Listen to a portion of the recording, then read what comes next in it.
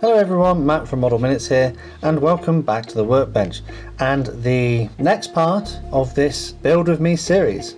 This time I'm going to be looking at applying the decals to our Airfix Hawker Hurricane Mk.1 in 1/72 scale. In the previous episode I painted the aircraft, and here we are in our finished paint scheme. So without any further ado, let's get into it.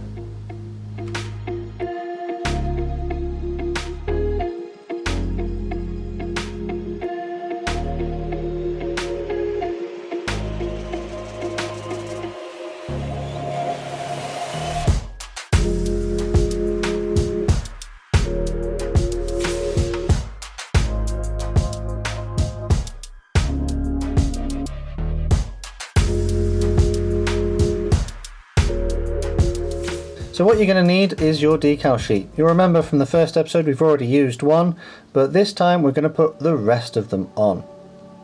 So the first thing I'm going to do with these is cut them out.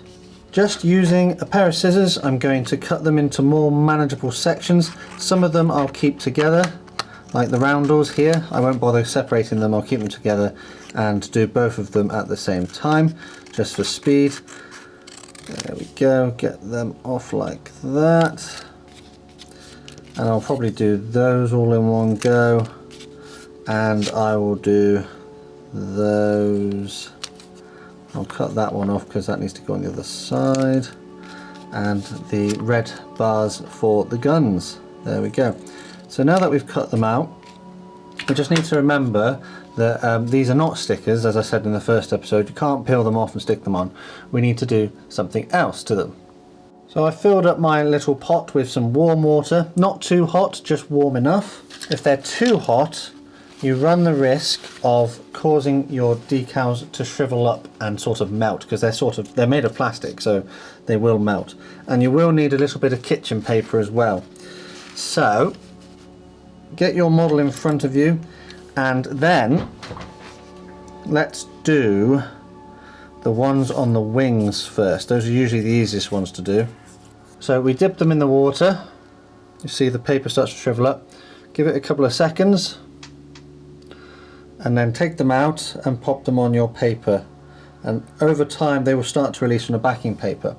Now if you haven't got any decal fix like me, then you can just use the water. Just replace every step I use the decal fix with water. But the reason why I'm going to use this decal fix is because what it will do is soften the transfers and make them look like they were painted on rather than sort of stuck on as bits of plastic.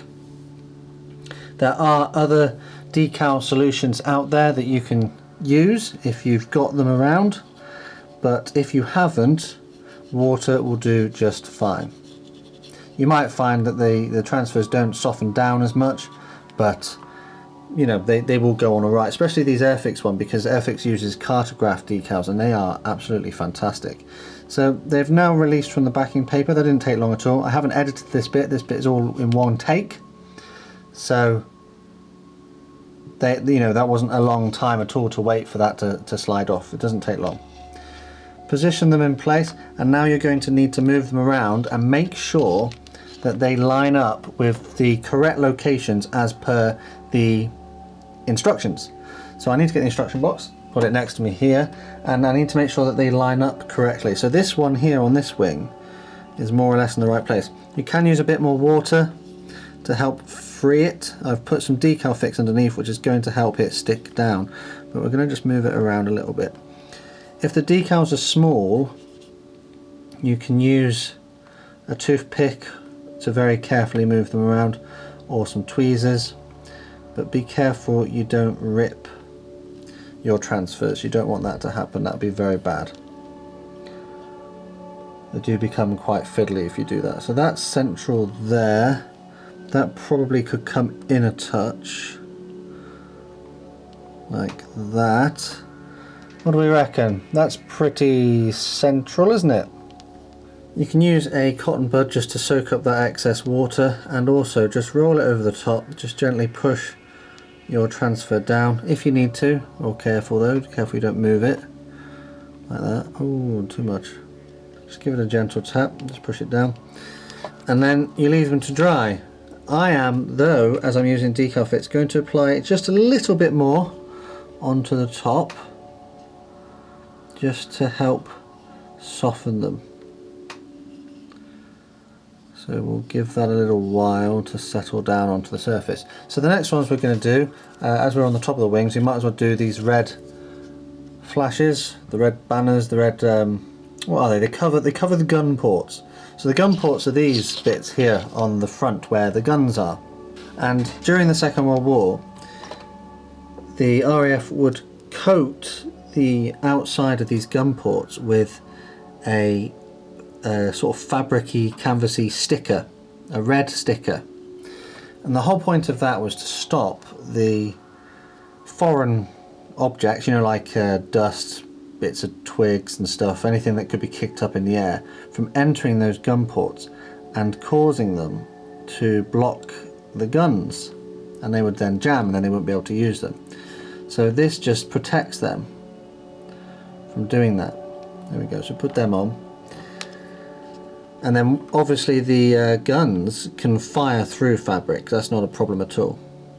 So we'll just carefully position them over the guns and push them down.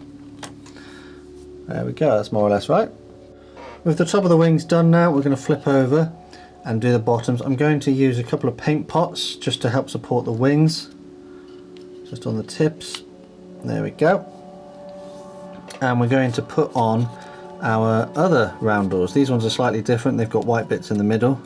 And we're just going to repeat the process. Dip them in the water, over there, put them on our paper towel, get some of the setting solution, pop the setting solution into the right place, and then when the transfers are ready, there we go, take them off, slide it into place. Move it around a little bit so it's in the right place. Where does this one need to go? Sort of go central like that. 1, 2, 3, one more over, 4, so it goes there like that, quite close to the wingtips actually on these. So we'll get some more solution and do the other side as well.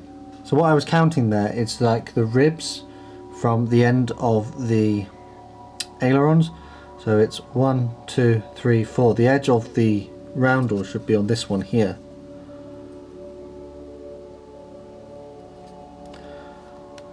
One, 2, 3, 4 on that one there. Slide you up, come on. There we go. And then it should be in the right place. They should be symmetrical now. So just like before, a little bit of Decal Fix on the top, and we are good to move on to the next ones. Obviously be careful when you're moving your model around now, because if you're not careful, like I've done here, I've knocked this red one on the left wing, or the right wing as it is, so I need to push that back. If you don't notice that you've done that and it sticks, it dries in that position, then it will be there forever then, more or less. I forgot that we hadn't done everything on the top wing surfaces, so we'll do those ones now. So yeah, the ones we forgot to do. We've got the black walkways.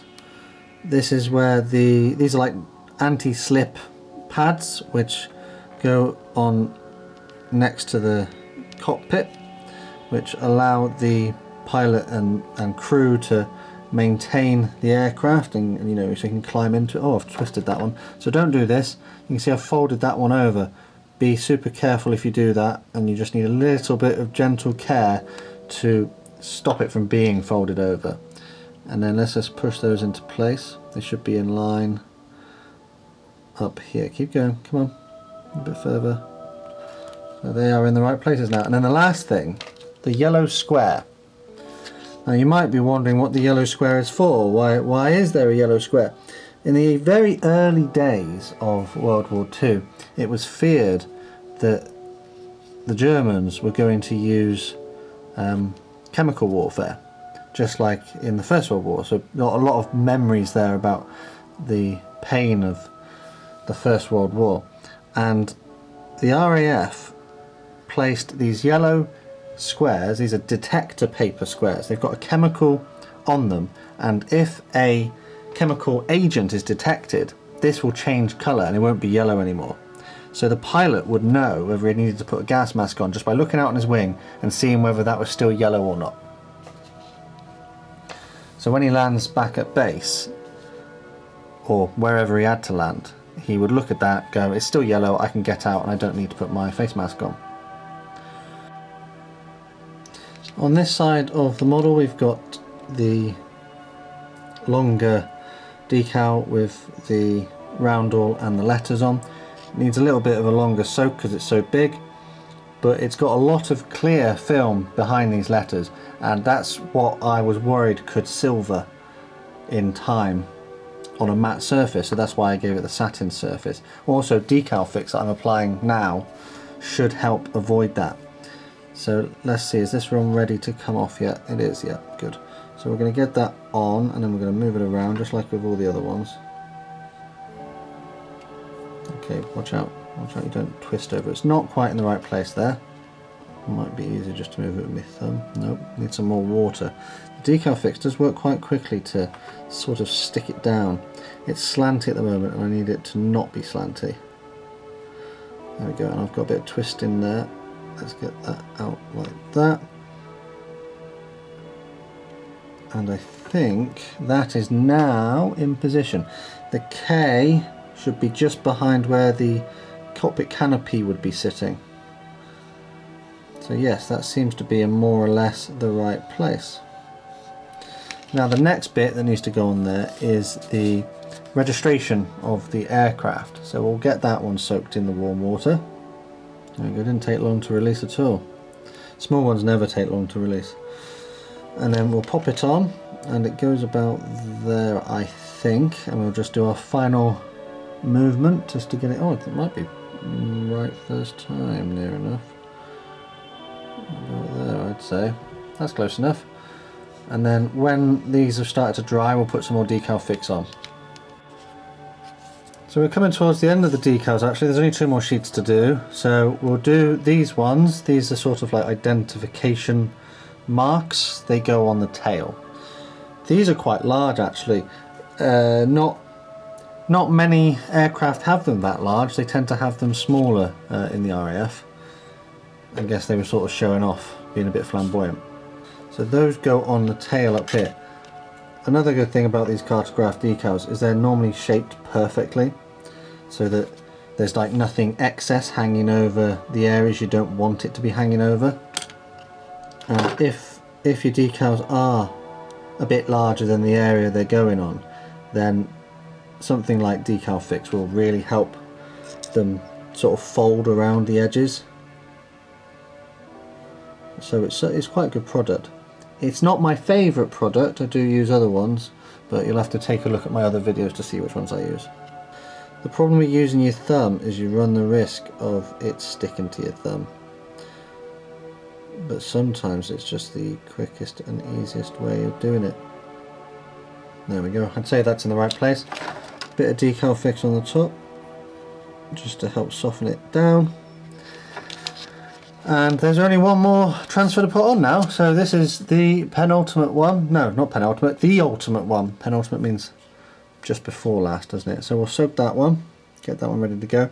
This one's got the registration code for the aircraft already mixed in because they painted over the top of it when they put the registration or the identification letters on.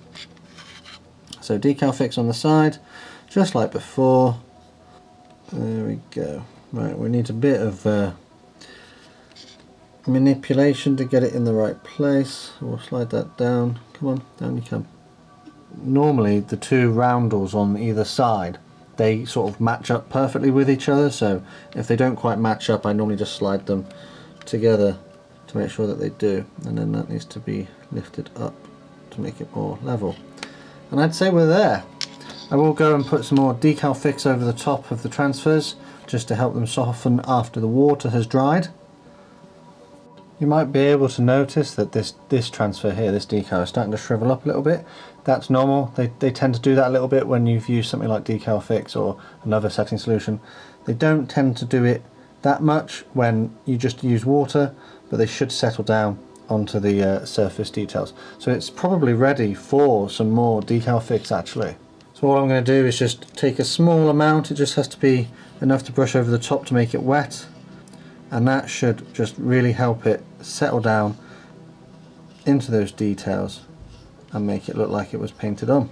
When you're at this stage now and all your transfers are on, just leave your model alone. Don't be tempted to do the next step or mess about with it, because it just takes one stray finger to nudge it out of position, one of your transfers, or you know, it could come off on your finger and you don't realize, and then you've ruined it, you've destroyed that one. So just leave it alone, go and do something else for an hour or two until they have completely dried and they're not moving anymore.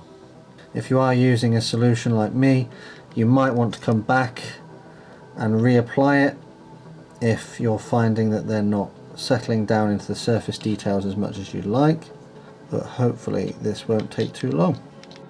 So it's been about an hour since I last looked at the model, and you'll probably be able to notice that despite the fact I said don't be tempted to mess around with it because you'll lose a transfer, you'll notice that I have lost a transfer. I've lost the red one here. I don't know how I managed to do that, but I have. I don't know where it's gone. Could be anywhere. It could have been stuck to my hand, and then when I've washed my hands it's gone down the drain. So what I'm going to do is very carefully try and remove the other one, because I've got a plan. I've got a plan to fix this, he says. So very carefully going to remove the one on the other side. So the decal fix has already started to melt these onto the surface, so you've got to be super careful. There we go. So I have no idea where the other one has gone, but I'm going to paint the red on there instead. What I've got here is Humbrol 60. It's a red carmine colour. So all I'm going to do, going to thin it down a touch just as before. This time I'll just thin it with a bit of water. I will just very carefully, it's probably too wet actually, paint on a rectangle as neatly as I can. So this is a prime example in if you have a problem, there is a solution. Okay, so I'm going to admit that I cheated a little bit. I've actually put some tape around the red areas because I just was struggling to get a nice square rectangle. A nice neat rectangle with my hand. So I've put a bit of tape around it, and I'm going to put a couple of coats of this red over the top just to get it going. Just like that. There we go. Hopefully this works out all right. There we go. So despite that being potentially a catastrophic error on my part, I think I've managed to successfully avoid the problem. I've found a solution, and it looks okay. Probably could have painted it on to start with, to be honest. There we go. So at this point you might be able to notice that the transfers have indeed sort of melted into the surface, and they do look like they're painted on now. It's been, I don't know, probably about 2 hours I've left this alone to sort of do its thing, but you'll notice that the decal fix has left like little glossy marks on the model. So the very last thing we're going to do is get our satin varnish back out and give it a very quick coat, just like we did before, using some water. I've got some water in there, and the whole point of this is to give a uniform surface for anything we might want to do after this. At the very least, this should help to protect these transfers that we've applied. It's going to create a protective paint layer over the top, so in the future, well, they won't be removable at this point now. If you decided, like later on, if you wanted to use some other decal removal solutions, they just wouldn't work because you've effectively sealed them into the surface of the model. And that's pretty much it for this episode. So today we managed to put all of our decals on to our model, and they've gone all right. I had a bit of an error with those ones there, but now we've sealed them in with our final layer of varnish. I'm going to put this to one side to dry, and that will have us ready for the next episode, where I'm going to be adding the rest of the parts to the model, so hopefully the next episode we will be finishing the model. But anyway, as usual, I hope you've enjoyed this. I hope you found it helpful. Let me know down in the comments, are you currently building this kit or something like it? And if you enjoyed this one, make sure you click that like button to let me know. If you don't want to miss the next episode in the series, make sure you click that subscribe button so you get notified when it comes out. As always, a quick shout out to my patrons over on Patreon. A massive thank you to those guys for the generous support they give, as well as my channel members here on YouTube. If you'd like to find out more about what becoming a channel member or a patron means, take a look at the links in the description box. Whilst you're in the description box, you'll find links to my social media accounts. Finally, the last thing to say is a massive thank you to you for watching this video, and I will see you again on the workbench next time. And then carefully insert our pre-painted exhaust. Applying a dark wash onto dark colours doesn't really bring it out, but here you can see it's standing out, which is nice.